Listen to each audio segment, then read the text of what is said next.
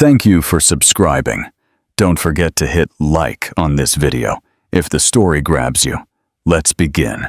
The Impact, a Buried Secret. New York City, New Year's Eve, 5 years ago. 4:00 a.m. Spain's most coveted businessman, Alexander Alex Harrington, is celebrating a multi-million-dollar deal when he receives a call in his luxury penthouse. The voice on the other end, a woman he loved and lost, whispers something that freezes him. "You have 2 daughters, and I didn't make it." How would you react if your life was completely rewritten by a single sentence? They never thought they had a father until the multi-millionaire CEO appeared after their mother's death, and everything changed. Isabel. Isa Rivers never wanted to live a secret life.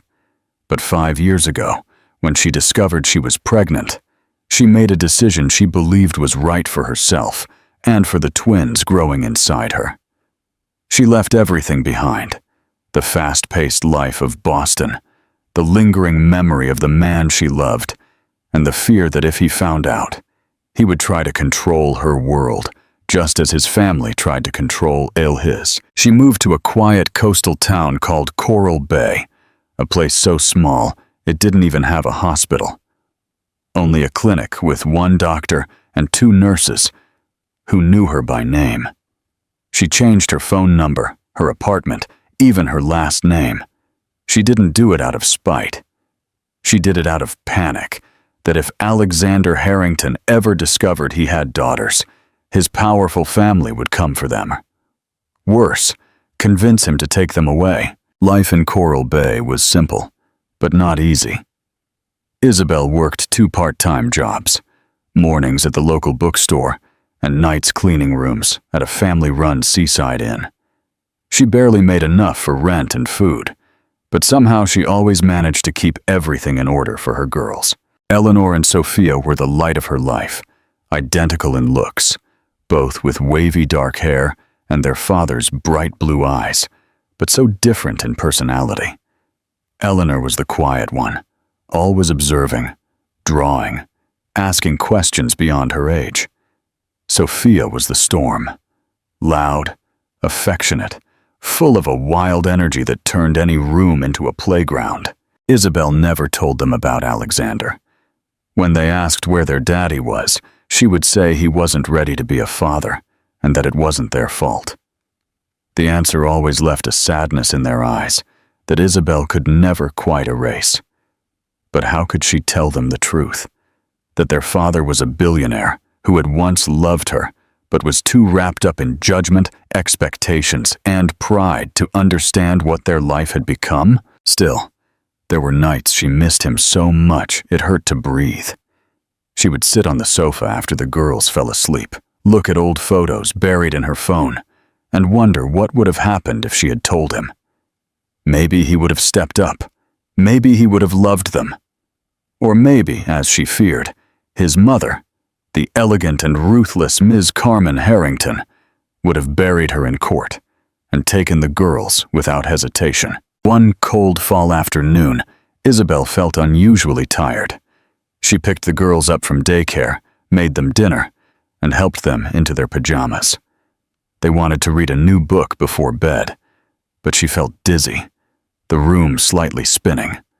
She kissed their foreheads, told them they could sleep with their stuffed animals in her bed that night, and promised a long story in the morning.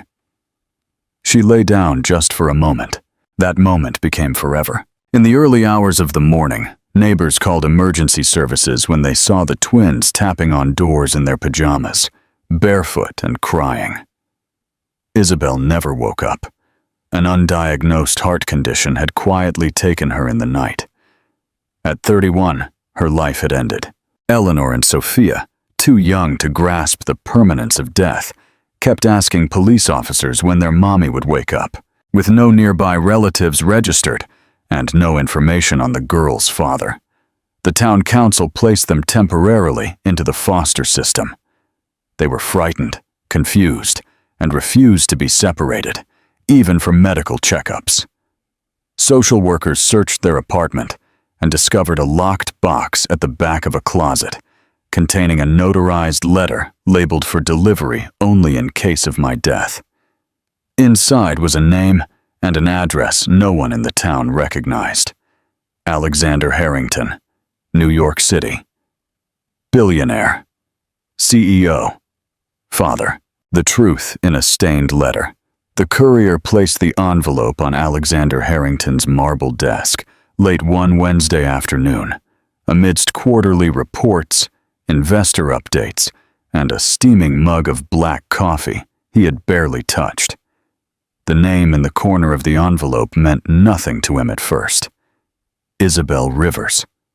But the moment he opened it, the rest of his world vanished.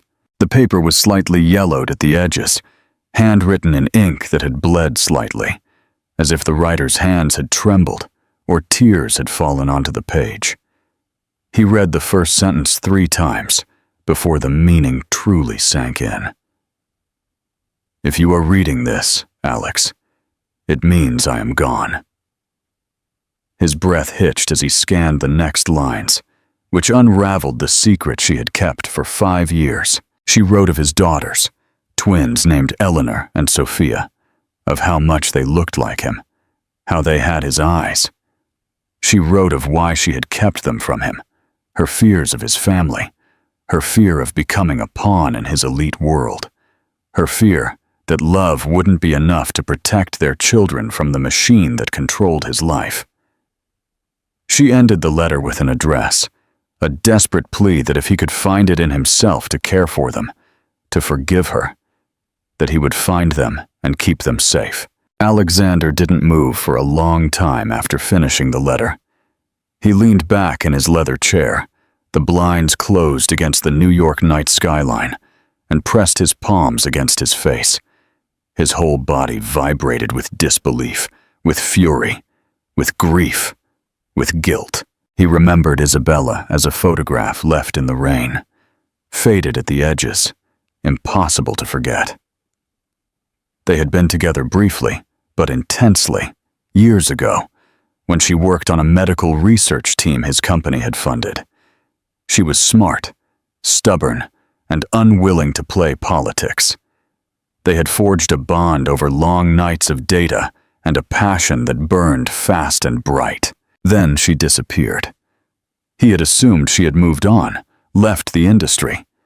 Tired of the pressure, he never imagined she was carrying his children. He rose so quickly, his chair toppled over. Within the hour, his jet was ready. He canceled his schedule indefinitely, something he had never done in his life. His assistant tried to ask questions, but he cut her off with a single look. For the first time in years, Alexander Harrington was not operating as a CEO or a public figure.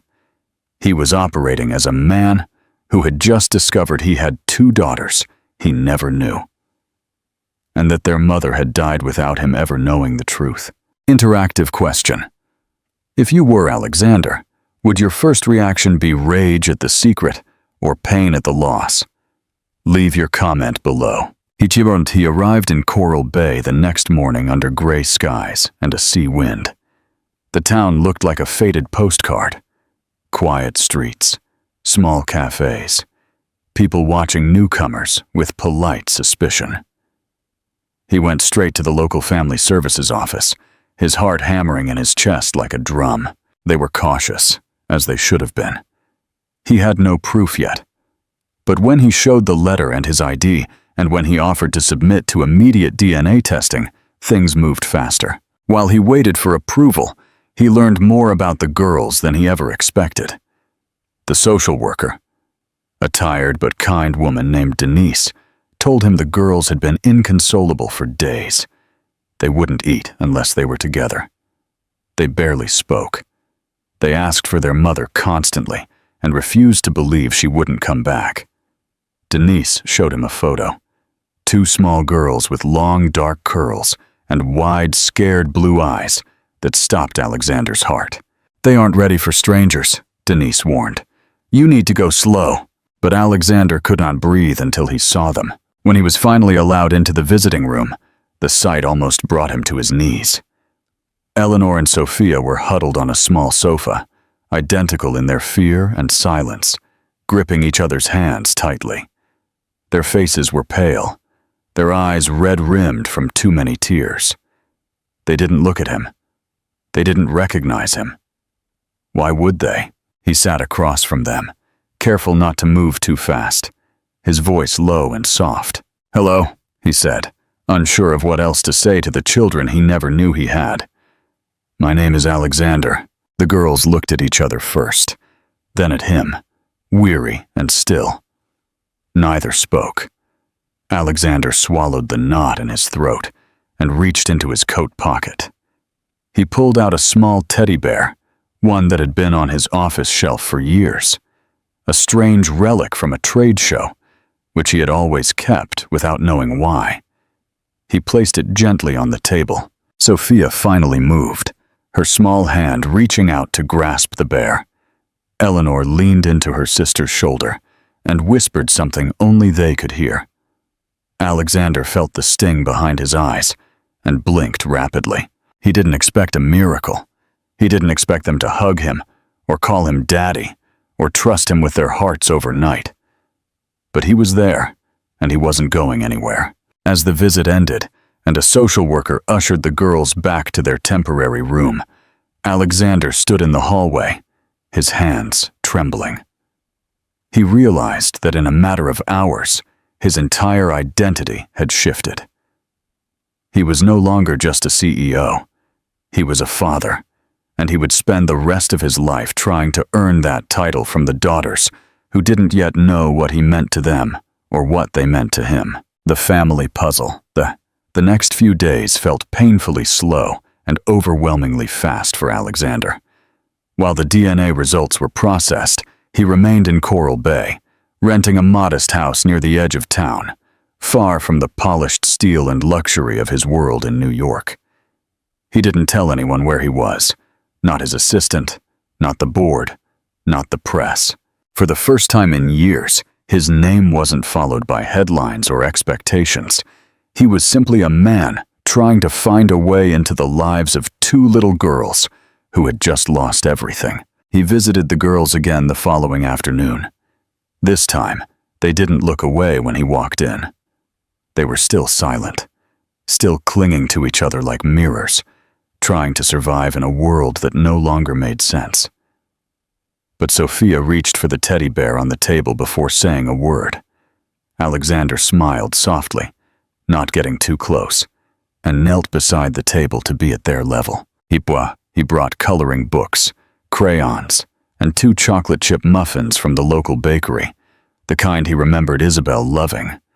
He didn't try to talk too much, simply sat with them, drawing beside them on the paper, even if his stick figures made Sophia giggle under her breath. That sound hit him like sunlight breaking through a storm. Eleanor didn't speak, but she watched him intently, her large blue eyes following his every move. When the results came back, the social worker called him to the office immediately. The envelope was handed to him without ceremony. The confirmation was there, in black and white. 99.9% probability.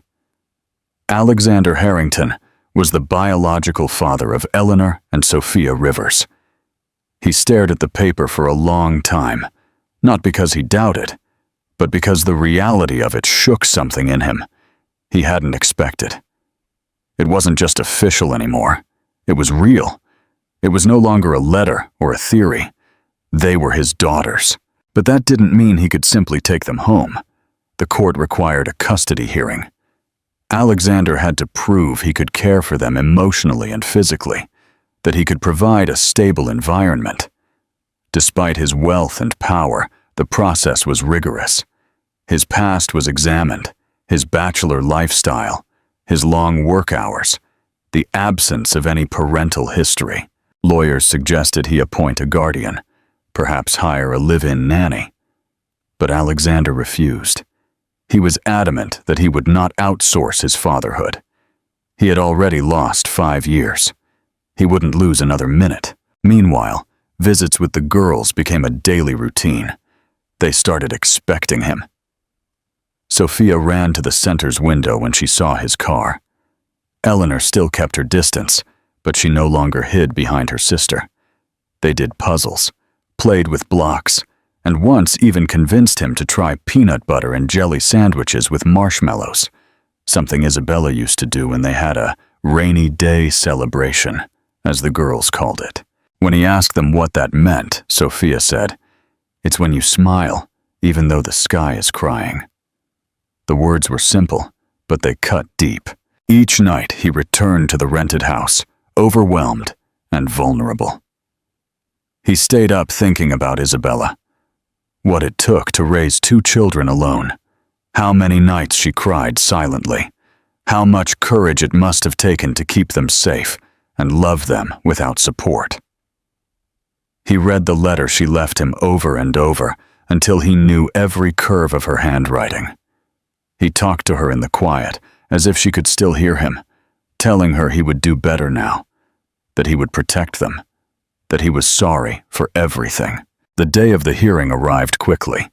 He stood before the judge, dressed not in his usual costly suit, but in a simple dark blazer and tie that felt more like who he was now. He spoke honestly about his ignorance, his guilt, and the promise he now carried. He admitted he didn't know how to be a father yet, but he said he was ready to learn with his whole heart. He didn't plead with money. He pleaded with intention. The court ruled in his favor, but under one condition: supervised transition. The girls would begin spending nights at his house under the observation of a child specialist. They would have to feel safe, stable, and connected before full custody was approved. Alexander accepted without hesitation. That night, when he arrived at the center to pick them up, Sophia ran toward him with her backpack swinging wildly, yelling, "We get to sleep at your house tonight." Eleanor followed more slowly, clutching a small photo of her mother. She looked up at him and whispered, "Can I bring Mommy too?" Alexander's voice cracked as he knelt and opened his arms. "Of course, honey," he said. "Mommy can come with us." And so they drove, silently, yet together, toward the small house on the bluff, where the wind carried the ocean and the future waited, uncertain, unpolished, but filled with the kind of hope that only grows after everything else has fallen apart. Comment if you think Alex should have told his mother the truth right away. A New Rhythm by the Sea. The first night in the house was harder than Alexander had anticipated. Despite the soft lighting, the shelves now filled with storybooks, the freshly laundered sheets, and the twin beds dressed in matching pink quilts, the girls still clung to each other with wide, uncertain eyes. Sophia seemed excited at first, jumping from room to room, exclaiming that the place smelled like pancakes. But when the sun went down and the air stilled, even she quieted. Eleanor was more withdrawn. She barely spoke, holding the photo of her mother tightly, as if afraid it might disappear in the dark. Alexander had read somewhere that children process grief through patterns and comfort, and he tried to recreate what little he knew of their former life. He made mac and cheese the way Isabella had once made it, using elbow noodles and too much cheese. He let them brush their teeth with their own little timers and sang softly through the bathroom door when Sophia refused to go in alone. At bedtime, they asked for the same story Isabella used to read, a battered copy of The Velveteen Rabbit that was found among their belongings. His voice trembled through the pages, the story as much for him as for them his. After they finally fell asleep in the same bed, curled up like twin commas beneath one blanket, Alexander sat alone in the hallway, listening. He had never known that silence could feel so loud. He wanted to get everything right, but he already doubted himself. He didn't know their routines, their fears, or their habits. He wasn't even sure if he should kiss their foreheads or wait for them to offer affection first.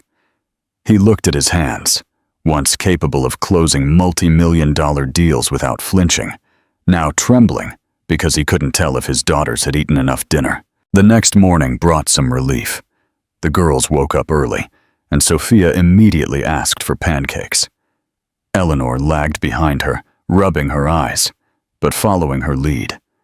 Alexander had practiced making pancakes the night before, using a video tutorial, and he managed to avoid burning most of them.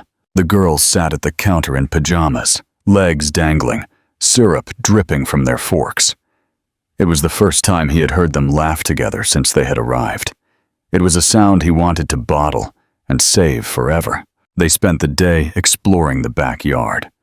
Sophia chased butterflies while Eleanor collected smooth stones along the garden path. Alexander stayed close but let them lead, learning their rhythms. How Sophia talked non-stop when she was nervous. How Eleanor needed reassurance and space before she could open up.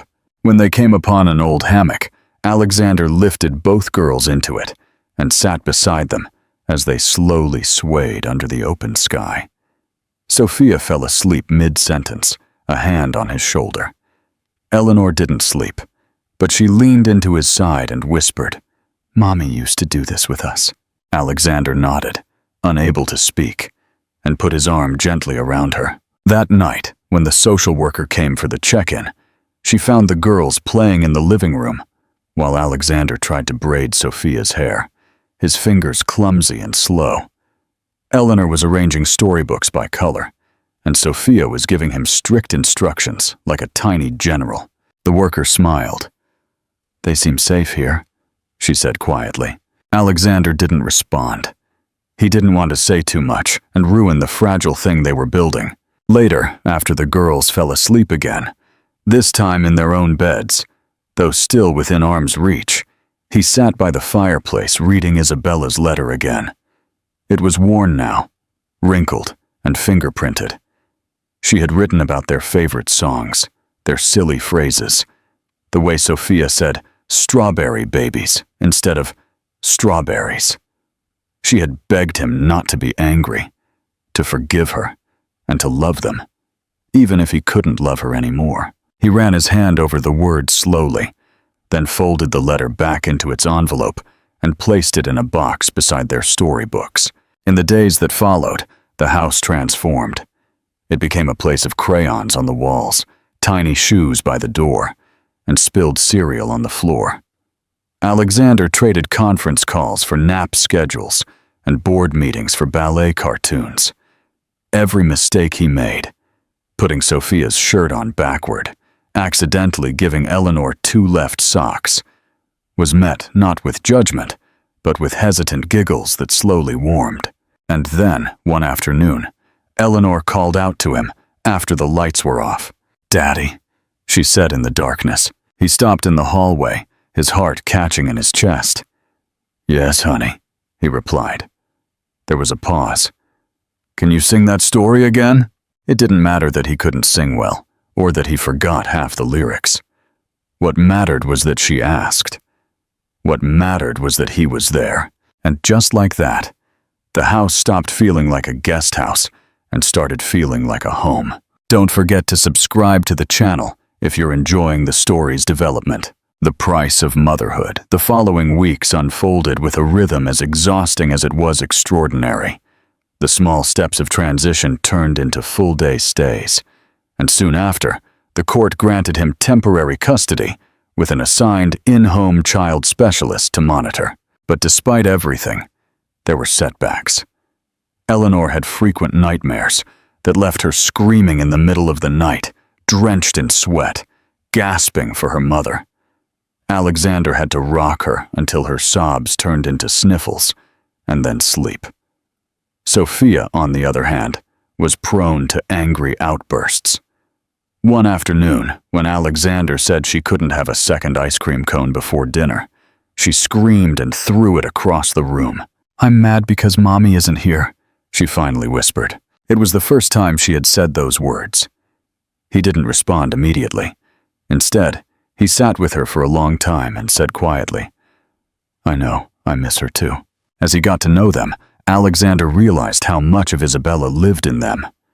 Sophia's loud laughter and sharp wit mirrored her mother's playful sarcasm, while Eleanor's quiet observations echoed Isabella's deep introspection. One afternoon, while folding tiny socks in the laundry room, Eleanor walked in with a serious expression. She held a drawing in her hands, stick figures of herself, Sophia, her mommy, and Alexander. At the bottom, she had drawn a large yellow sun and the word home in large, careful letters. She handed it to him silently, then turned to leave.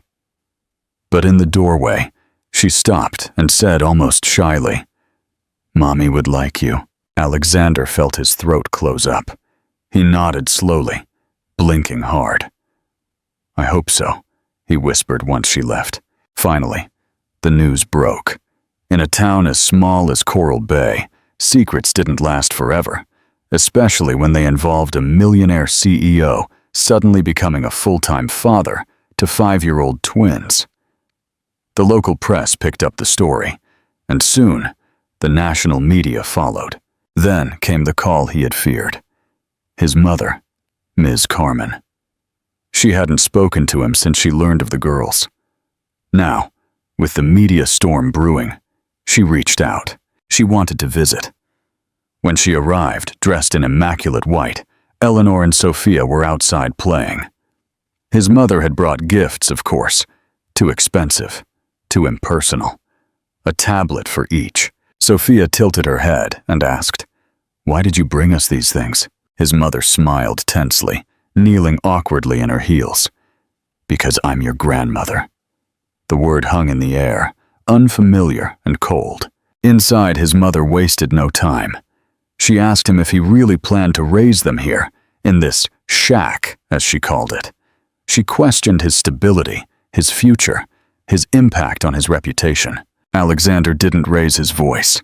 He simply looked at her and said very clearly that if she couldn't see them as people, as family, then she would have no place in their lives. She left not long after and didn't look at the girls on her way out.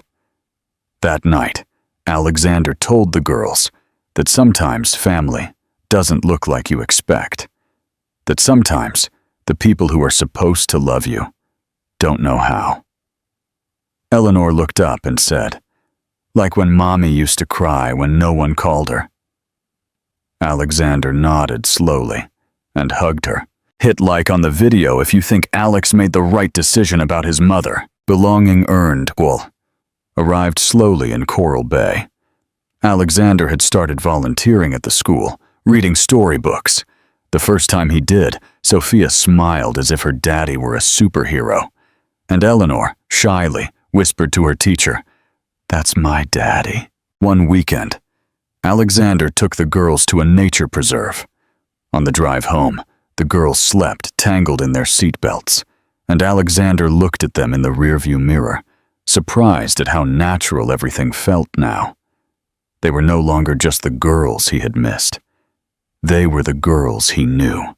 That same evening, he found a thick envelope from his lawyer. Inside was the final custody paperwork. The court had approved full, permanent custody of Eleanor and Sophia Harrington. No more supervision, no more conditions. It was official. He was their father in every way the law could define. He didn't tell the girls immediately. He waited until Sunday. He showed them the papers and said, "This means you are mine forever now." Sophia launched into his arms. Eleanor looked at him with wide, questioning eyes and whispered, "You won't ever leave." He hugged her tight and said, "Never. I promise." One night, as the three of them played a board game at the kitchen table, Eleanor looked up and said, "When I grow up, I want to help people like Mommy did." Sophia nodded seriously. "And I'm going to build a house with 100 rooms, so no kid has to be sad alone." Alexander sat by the window later that night. Life had changed as profoundly as it had quietly. And in those quiet moments, he knew something with absolute clarity. He hadn't saved them.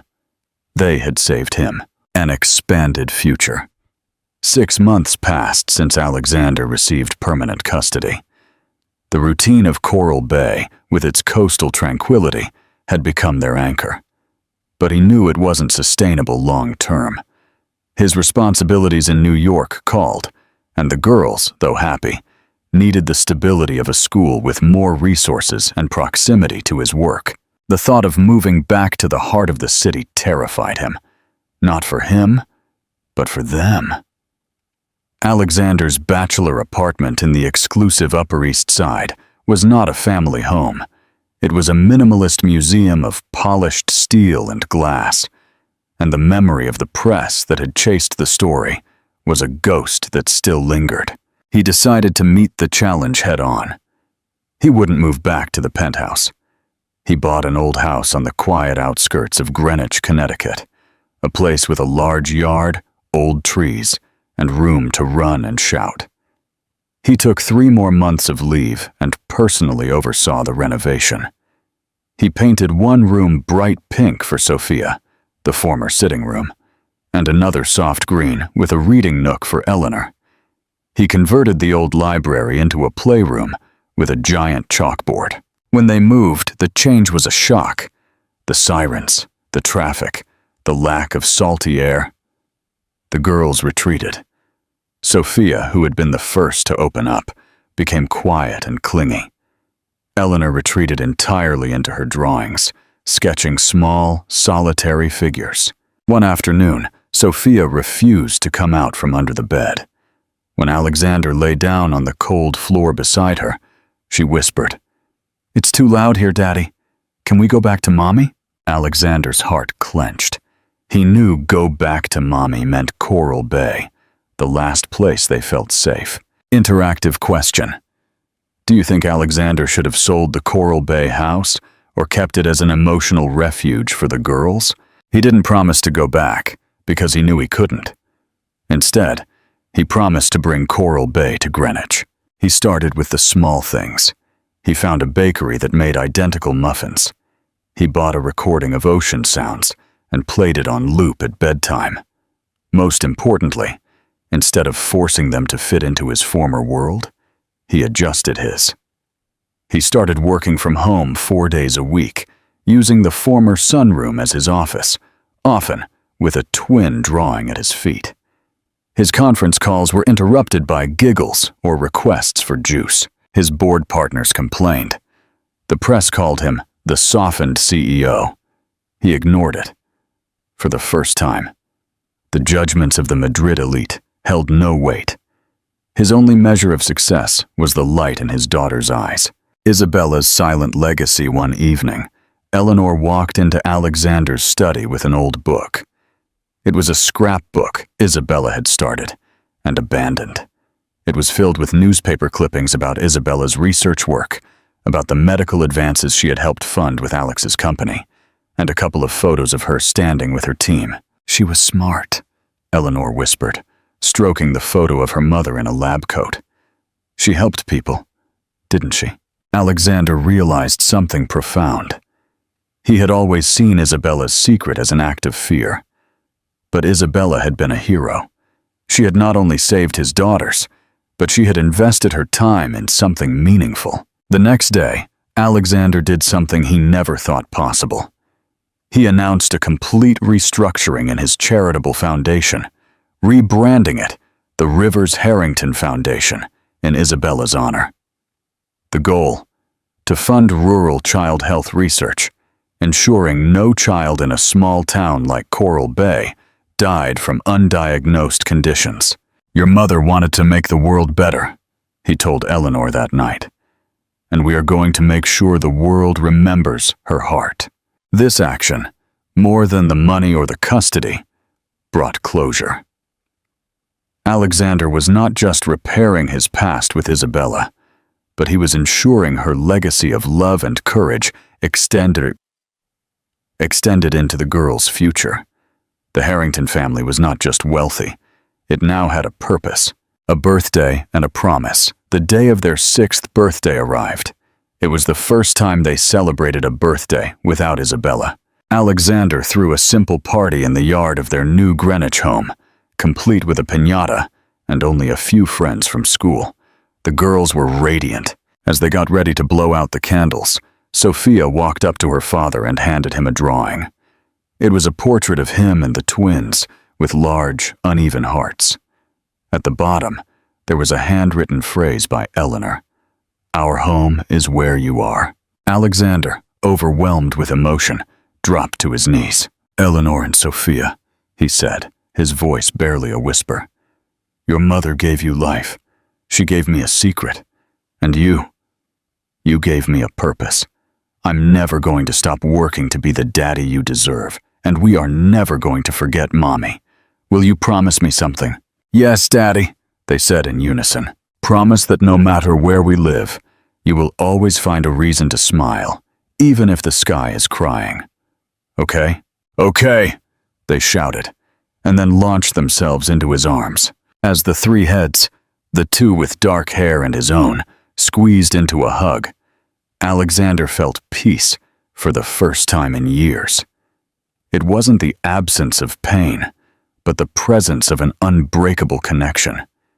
He had traded his world of millions for a world of muffins. Glitter glue and messy love, and in every moment, he knew he had won. He had come home.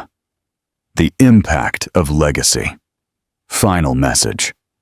The story of Alexander Harrington reminds us that true wealth is not in bank accounts, but in the courage to choose responsibility over comfort. He was not a hero for being a CEO, but for stripping off his suit to put on an apron and become the father his daughters deserved. Sometimes, the most beautiful endings are simply new beginnings, messy, imperfect, but filled with genuine love. What do you think of Alexander's transformation? Do you think Isabella did the right thing by keeping the secret? Let me know your opinion in the comments box. If you were moved by this story of second chances, hit like and share it. And most importantly, subscribe for more stories that touch the soul. The open ending. The door ahead. 6 months after the twins' 6th birthday, life had stabilized at their home with the yard in Greenwich. Alex had officially shifted into a consulting strategy role, allowing him to work from home 3 days a week. The pressures of Wall Street had been replaced by bedtime negotiations and arguments over who got to choose the cartoon. He had won. One evening, after finishing the last chapter of a storybook for the girls, Alex returned to his study. His oak desk was now covered with Eleanor's sketching notebooks and Sophia's vibrant drawings, rather than contracts. He opened his laptop to tackle a few final emails. Amongst the notifications about the Rivers Harrington Foundation, a new email stood out from an address he didn't recognize. The sender's name was Veronica Cruz. She was a senior lawyer in London who had worked with Alex on his biggest deals 3 years prior. She was sharp, ruthless, and had never taken no for an answer. The email's subject line simply read, "Regarding our full stop." He opened the message. It was short, unbusinesslike, and challenging. "Alex, I hear you quit to become a family man. I don't buy it. The truth is, I'm in New York, and I need an M&A expert to execute a deal that only you can close. I'm not inviting you back to the old job. I'm inviting you to see if you are still the man I knew. Regardless of the answer, I'm owed a whiskey. VC." Alex stared at the screen. He had spent 3 years building a life he wouldn't trade for anything. He had learned that love, patience, and presence were the real assets.